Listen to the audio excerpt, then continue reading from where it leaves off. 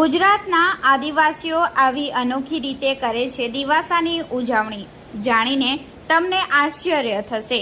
વલસાડના ધરમપુરના અનેક વિસ્તારોમાં આજે અષાઢી અમાસની આદિવાસી પરંપરા મુજબ ખાસ ઉજવણી કરવામાં આવે છે, જેમાં મોટી સંખ્યામાં આદિવાસી સમાજના લોકો નાળિયેરની ટપ્પાની રમત રમી દિવાસાની હોશભેર ઉજવણી કરતા હોય છે.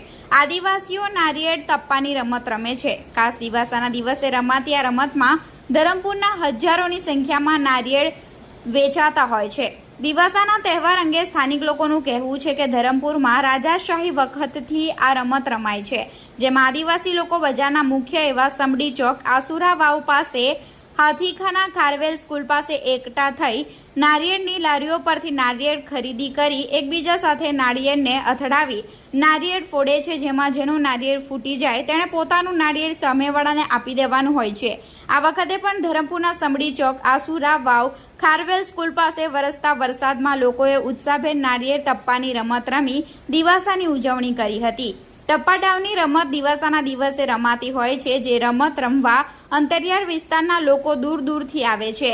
રાજા રજવાડાના સમયથી ચાલી આવેલી આ પરંપરા આજે પણ યથાવત છે.